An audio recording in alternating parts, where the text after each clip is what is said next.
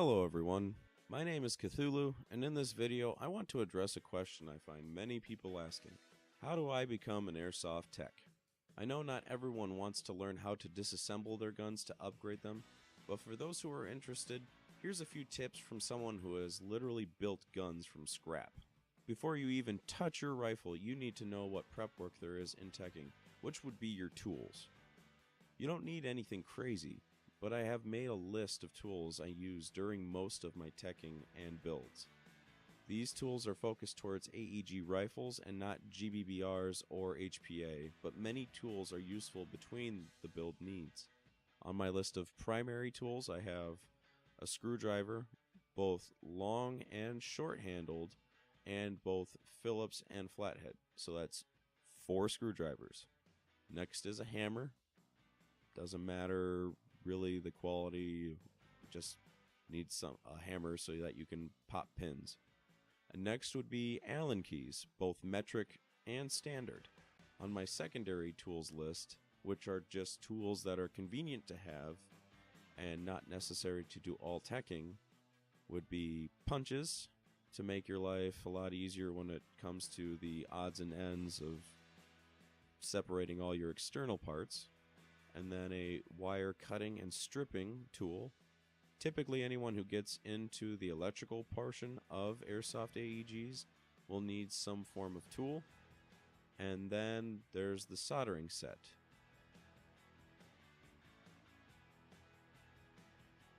Because the majority of players use AEGs, we will focus on the Gearbox parts, but I will have more info on gas and HPA in the future. This is purely namesake. I will not be explaining the function of these parts, but I will use a version 2 gearbox from a standard M4 for my example. First we have the gearbox shell and screws. This holds all the internals. Next we have the selector plate.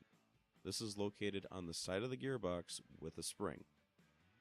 Next is the cutoff lever, which is connected inside the gearbox shell, but does interact with the selector plate. Next is the safety lever and spring. This part passes through the gearbox and is secured inside. Next is the spring guide located inside the gearbox towards the top left. Next is the spring. It's a spring. I wish I had more. Next is the piston. This sits on the spring. Next is the piston head. This is attached to the piston. Next is the cylinder. This is located in the large opening of the gearbox. Next is the cylinder head. This is pressure fit to the cylinder. Next is the air nozzle. This part sits on the cylinder head. Next is the tappet plate and spring. The tappet plate is connected to the air nozzle and sits below the cylinder. Next is the sector gear. This sits closest to the piston and cylinder. Next is the spur gear. This sits behind the sector gear. Next is the bevel gear. This sits at the bottom of the gearbox and touches the spur gear above and the pinion gear below. Next are the bushings or bearings and shims. These sit on the posts of the gears and fit in the appropriate holes on both halves of the gearbox shell. Next is the pinion gear. This is attached to the motor and contacts the bevel gear inside the gearbox. Next is the motor. This is located at the end of the gear set for the gearbox and is either attached directly or passively to the gearbox depending on the gun. Next is the anti-reversal latch. This is located next to the bevel gear. Next is the trigger switch, comprised of 2 parts and contacts the trigger and cutoff lever. Next is the wiring and connector. This will be soldered to the trigger switch and run to the motor and battery when installed. Next is the trigger and trigger spring, located by the trigger switch. Anything else is specific to the make and model of your gun. Now here are just a few tips for those who have no idea what's going on. First, not all guns are the same. Between the different models of guns, such as M4, AK, G36, etc., there are different versions of gearboxes, and they all use these parts listed, but not all the parts are the same version. You need to make sure you get the right parts for the right gearbox. My next tip would be never open the gun alone the first time.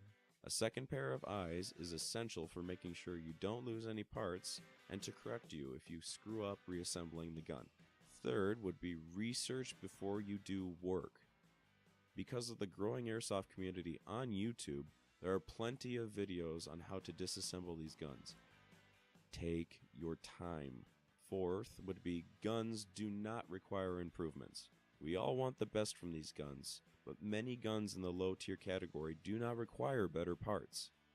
If your gun doesn't shoot far, it's better to learn how to get closer and shoot than to just open your gun and start tinkering. I have seen many people get discouraged when they struggle with reassembling their guns and can't play because they can't get the gun back together. The final note I want you, the viewer, to take away from this video is that this is advice for intro teching. In no way after this video are you ready to do a full-out custom build with crazy FPS and RPS. There are many tools and techniques that are not addressed. Thanks for watching this video. I hope this video helped out players who have been curious about how to get into teching and have a better shot at not having a bad experience. Please let me know in the comments below if there is a tip you would like to give someone who wants to start to learn basic teching, or maybe a tool you have also found essential in your teching toolbox.